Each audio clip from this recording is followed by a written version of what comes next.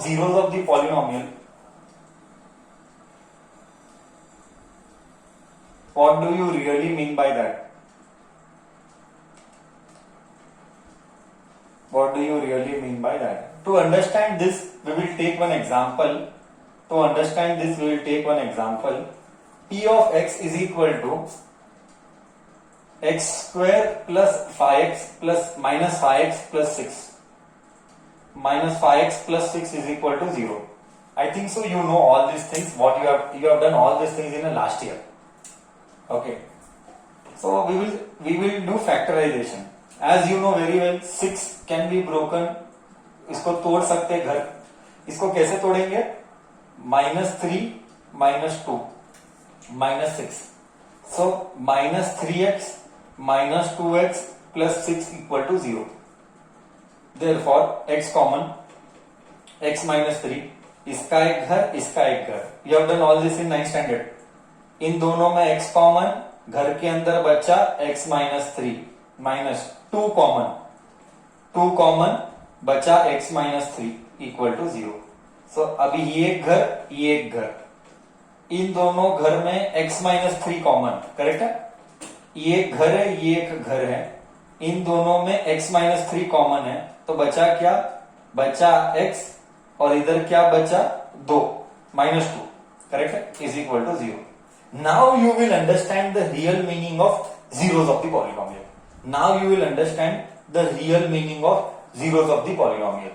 See, so I got x minus 3 equal to 0, comma x minus 2 equal to 0. Okay? इसको अलग लिखा, इसको अलग लिखा. I repeat, इसको अलग लिखा, इसको अलग लिखा. कुछ नहीं किया है. सर ने क्या किया है? सर ने जस्ट एक फैक्टराइजेशन किया है. सर ने जस्ट एक फैक्टराइजेशन किया है, बस, और कुछ नहीं किया. ये तो एक्चुअली घर तोड़ना, दिस इज कॉल्ड फैक्टराइजेशन. मेरे लैंग्वेज में घर तोड़ना. इसका घर मैंने तोड़ दिया, फैक्टर्स बनाए. अब क्या कर? इसको इधर लेके जा. सो x इज इक्वल टू 3 आया, और इसको इधर लेके जा. अकेला कर, x को अकेला कर, x को अकेला कर. ये इधर गया तो x इज इक्वल टू 2 है. This x is equal to 2, 3 are called zeros of the polynomial. अब आएगा मजा. are called zeros of the polynomial. Zeros of the polynomial. I hope till here it is clear. मतलब क्या? Sir, why they are called zero? You will ask me. Sir, why they are called zero? You will understand now. Take this p, feel आएगा, feel अब आएगा. Take this p, x की जगह पे 2 डाल या 3 डाल.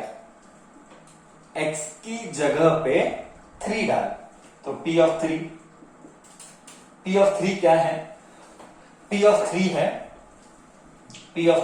इधर सब्स्टिट्यूट कर, p of 3, जिधर x है उधर 3 डाल, जिधर x है उधर 3 डाल. तो व्हाट यू गेट? 3 का square minus 5 into 3 plus 6. 9 minus 15 plus 6. 9 plus 6 is 15. 15 minus 15 is 0. अब समझा? So 3 को 0 क्यों बोला गया? 3 को 0 क्यों बोला गया? क्योंकि 3 का वैल्यू जब इसमें सब्स्टिट्यूट करेगा, when you will substitute this value in this equation, you will get answer as 0. So that is why 3 is called zero of the polynomial. So you will ask me now, sir, then 2 के लिए भी आएगा? Yes, 2 के लिए भी आएगा. देखिए इधर 2 is equal to p of 2 is equal to 2 का स्क्वायर minus 5 into 2 plus 6. 2 का square is 4 minus 10 plus 6. 10 minus 10 0. आया कि नहीं?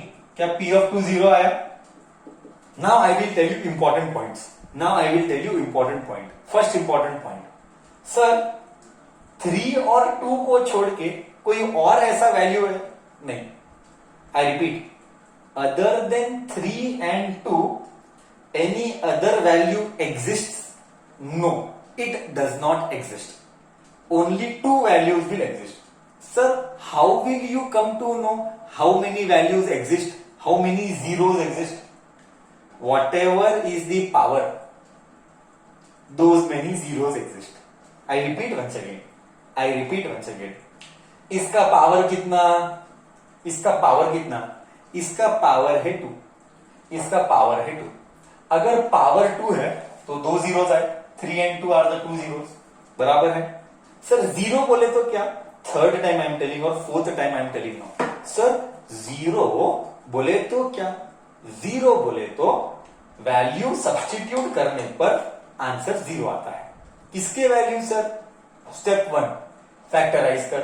ओके सर, फैक्टराइज किया. स्टेप 2 फैक्टराइज करके x को अकेला रखा. फैक्टराइज करके x को अकेला रखा. सर अकेले रखने पर 3 और 2 आया. अब ये दोनों वैल्यू जब वापिस से सब्स्टिट्यूट करेगा, ये दोनों वैल्यू जब वापिस से सब्स्टिट्यूट करेगा तो आंसर मिलेगा zero. That is why it is called zeros of the polynomial. Next point. Sir ऐसे कितने जीरोस एग्जिस्ट करते हैं? यहां पे कितने जीरो आए? 1 और 2 जीरो आए. सर कितने जीरोस एग्जिस्ट करते हैं? What ever is the highest power. Third time telling. What ever is the highest power is 2. इसीलिए 2 जीरोस आए. सर अगर पावर 3 होता तो 3 जीरो आते.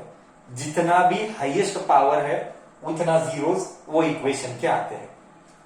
Is my concept clear to you now? बोल बच्चा.